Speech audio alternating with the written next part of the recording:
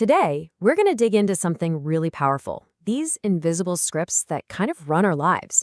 We're talking about the psychological patterns that guide our thoughts, our actions, and yeah, even our relationships. So let's get into it and decode the stories we've been telling ourselves. All right, let's start with a feeling I bet you know, maybe a little too well. You're just driving, or maybe you're trying to fall asleep, and suddenly, boom, your brain decides it's time to replay a conversation from yesterday, and you find yourself just stuck analyzing every single word, every tone, every tiny little social cue. But here's the thing. According to psychology, this habit isn't just some random quirk. Nope.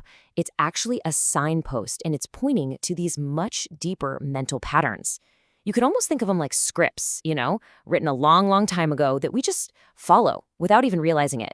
And today, we're going to read those scripts together. So, where does that first draft even come from? Well, to really understand the patterns we're living out today, we have to go all the way back to the beginning, back to the blueprint that was formed when we were kids. A huge concept behind all this is something psychologists call conditional positive regard. Now, it sounds kind of technical, but it's a really simple idea with huge consequences. It's the message that love isn't just a given, it's something you have to earn. Maybe you only got praised when you got good grades, or were told you were a good kid only when you were being quiet and helpful. And this sinks in deep. It's not just a passing thing. When a child learns this pattern, their brain internalizes this really painful rule. My worth isn't a given. I am only lovable when I am actively providing value to someone else.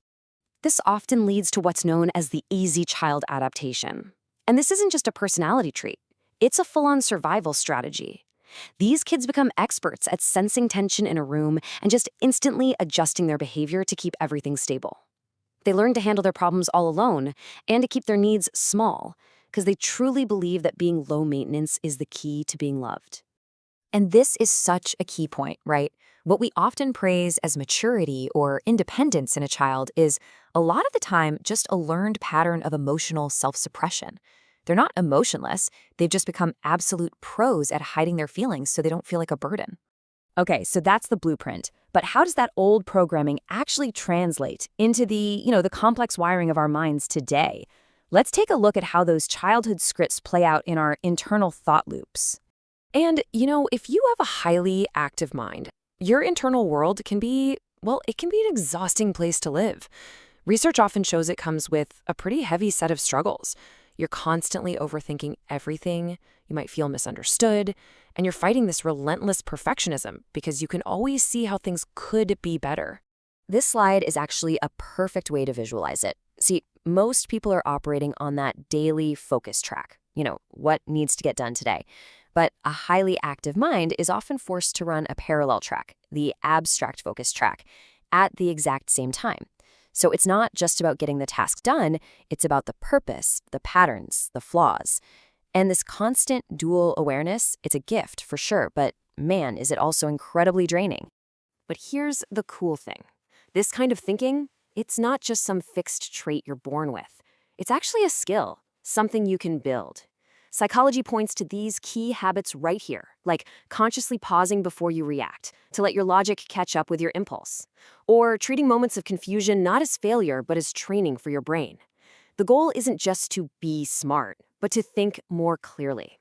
All right, so we've looked at the childhood blueprint, we've looked at the wiring inside our own minds. Now let's talk about how all this stuff actually shows up on the outside, in the complex, messy world of our relationships with other people.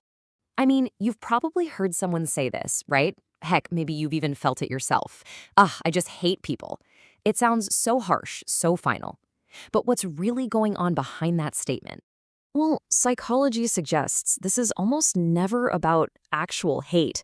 It's usually a symptom of just pure exhaustion. I mean, think about it. If you're a highly observant person, you're constantly noticing when people are being fake. If you've been disappointed again and again, you learn to put up walls. Your brain just starts to associate people with stress, and being alone starts to feel like the only safe way to recharge.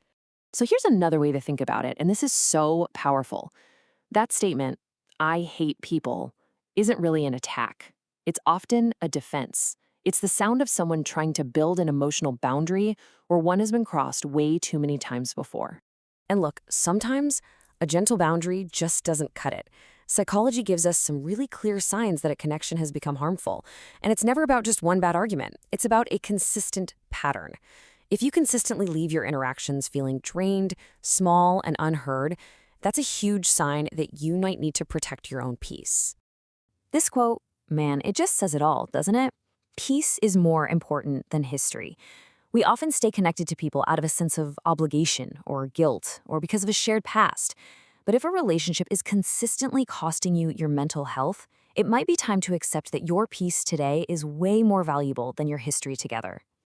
Okay, so we've looked at the patterns, where they come from, how they play out. The big question is, what do we do with all this information? This final section is all about turning that knowledge into real personal power. It's about owning your story. The very first step, and honestly, this is the most important one, is to completely shift your perspective.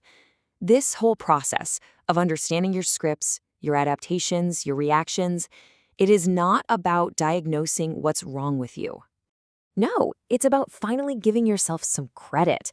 It's about recognizing that these patterns, they're actually these incredible survival skills you had to build, often under really difficult circumstances that probably no one else even saw. And here's the really amazing part.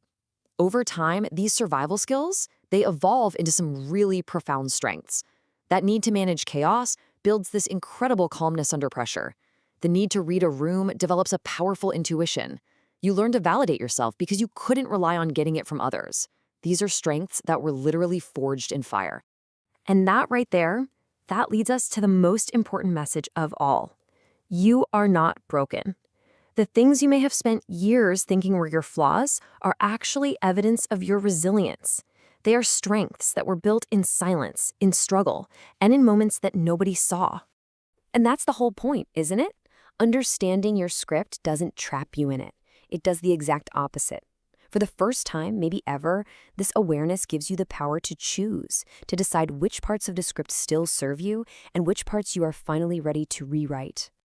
So I'll leave you with this one final question. Now that you can see the patterns, the blueprint, the wiring, now that you can finally see the script, what are you going to write next?